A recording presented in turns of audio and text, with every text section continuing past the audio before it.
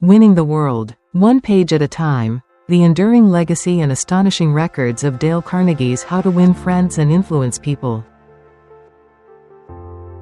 Chapter 1. The Meteoric Rise of a Publishing Phenomenon. In the pantheon of self-help literature, few titles have endured the test of time quite like Dale Carnegie's How to Win Friends and Influence People. First published in 1936. This iconic book didn't merely ride the waves of the 20th century, it defined them.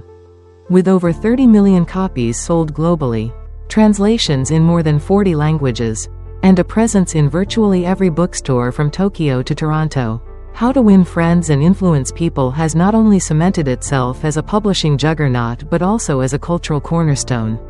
Yet beyond the raw numbers lie deeper stories, tales of world leaders who wielded its wisdom, prisoners who reformed their lives within its pages, and entire companies that owe their rise to its timeless principles.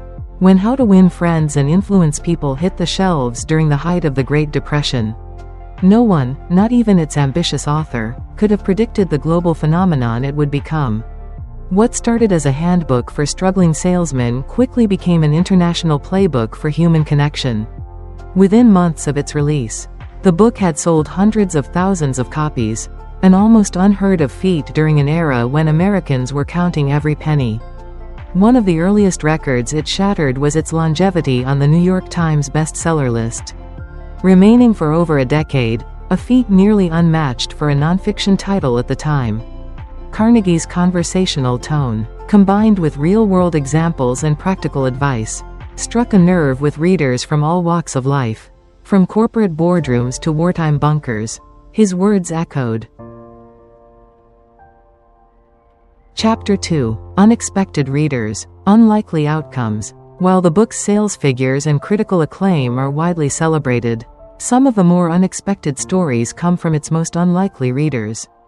Lee Iacocca, the legendary automotive executive behind the Ford Mustang and Chrysler's resurrection, once stated that How to Win Friends and Influence People shaped the way he led teams and negotiated billion-dollar deals. In post-World War II Japan, Carnegie's principles were used in American-led business seminars to help rebuild the Japanese economy and foster democratic leadership values among future executives. An imprisoned mob boss in the 1970s reportedly kept a copy of the book in his cell, calling it his Bible for diplomacy, a twist of irony that underscores the book's wide appeal. Warren Buffett, one of the richest men alive, proudly displays his Dale Carnegie speaking diploma on the wall of his office. In fact, he credits the book, and the course that followed, as more influential to his success than his college degree. These stories not only illustrate the book's universal language but also how it has managed to transcend cultural, ideological, and even legal boundaries. Chapter 3. From Salesman to Statesman, Carnegie's Reach into Politics. One of the most surprising and underappreciated aspects of Dale Carnegie's legacy is the quiet but powerful influence his book has had on the world of politics. Carnegie's techniques weren't just tools for corporate climbers, they were equally powerful in shaping charismatic leaders, persuasive diplomats, and transformative presidents. One such example is President Lyndon B. Johnson, known for his ability to win over both allies and adversaries. Historians have noted that Johnson, while often brash in private, was a student of Carnegie's work.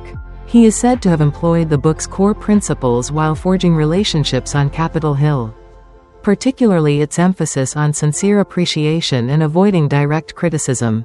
In more recent years, Bill Clinton has been open about his admiration for the book. As a college student, Clinton claimed to have read it multiple times, even going so far as to mark up passages he found particularly insightful. His interpersonal skills and rhetorical charm, hallmarks of his political style, reflect Carnegie's influence. On the global stage, political figures in Asia and Eastern Europe have also cited Carnegie's work. In nations where interpersonal harmony and indirect communication are highly valued, How to Win Friends and Influence People provided a bridge between Western assertiveness and Eastern subtlety. Chapter 4. The Business World's Secret Weapon. If politics was shaped quietly by Carnegie, the world of business was transformed by him outright. in boardrooms and sales floors alike. The book became an unofficial manual. CEOs, marketing executives, and HR departments often integrated Carnegie's principles into training programs, team-building exercises, and corporate culture. In the 1950s and 60s, companies like IBM and General Electric made How to Win Friends and Influence People required reading for managerial staff. Decades later, Silicon Valley startups rediscovered the book as a foundational text in the age of emotional intelligence. The rise of companies like Apple, which prioritized user experience and emotional branding, aligned with Carnegie's timeless advice: talk in terms of the other person's interests. Modern entrepreneurs such as Mark Cuban and Tony Robbins have acknowledged the influence of Carnegie on their communication styles and customer relations strategies. Carnegie's approach, rooted in empathy and authenticity, feels more relevant today than ever, in a digital world overrun by transactional communication. Chapter 5: Education, Empathy, and Emotional Intelligence. Another unexpected arena in which Carnegie's book has made an indelible mark is education. From elementary classrooms to Ivy League lecture halls, Carnegie's principles have been adopted as soft-skill curriculum. Some schools even offer specialized modules based on how to win friends and influence people. Focusing on emotional intelligence, conflict resolution, and active listening, teachers often find that students exposed to Carnegie's ideas develop better group collaboration skills and show increased empathy. A study conducted in the early 2000s by the University of Michigan revealed that students trained in interpersonal skills modeled after Carnegie's work experienced significantly lower rates of school-related stress and conflict. Moreover, Carnegie's approach has been widely embraced in adult education and rehabilitation programs. In correctional institutions across the United States, the Dale Carnegie course has been offered to inmates as part of re-entry initiatives. Results from these programs consistently show improved behavior, increased self-confidence, and reduced recidivism rates.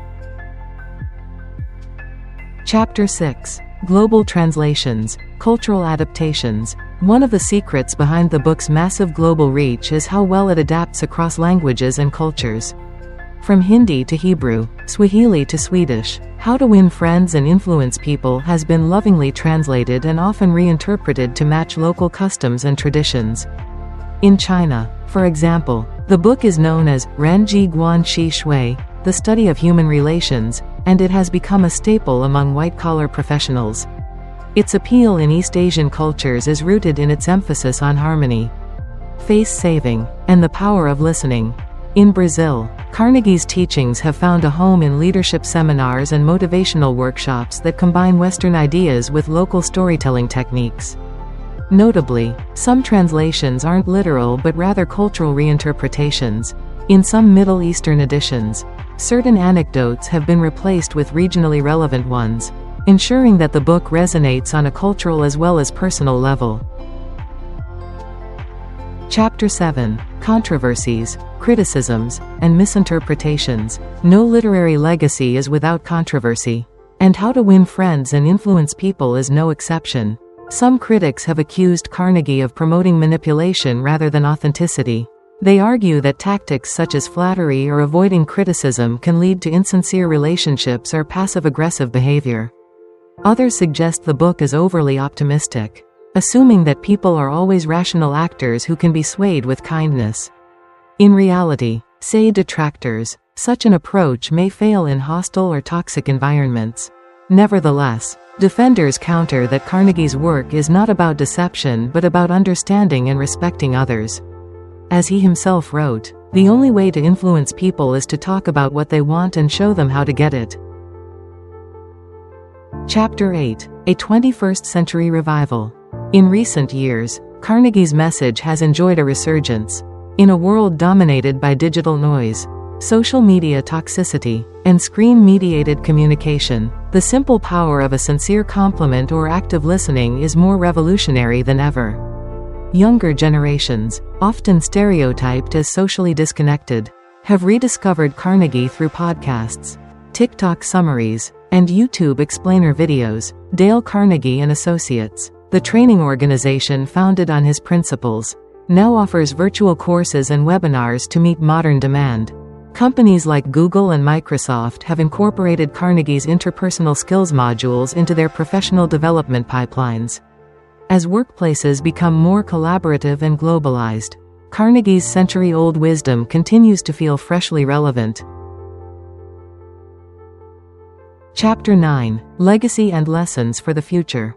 So what does the legacy of how to win friends and influence people truly represent? It represents the enduring power of empathy in a transactional world. It represents a quiet revolution in how we approach leadership, sales, education, and even prison reform. It reminds us that timeless truths often come in simple phrases, like, smile, remember names, and make the other person feel important, and do it sincerely. As we navigate the complexities of the 21st century, Dale Carnegie's message is more essential than ever. In business, politics, education, or daily life, the tools he gave us, tools for connection, for influence, for mutual respect, remain indispensable. In the end, How to Win Friends and Influence People isn't just a book. It's a mirror, a map, and a manual for humanity.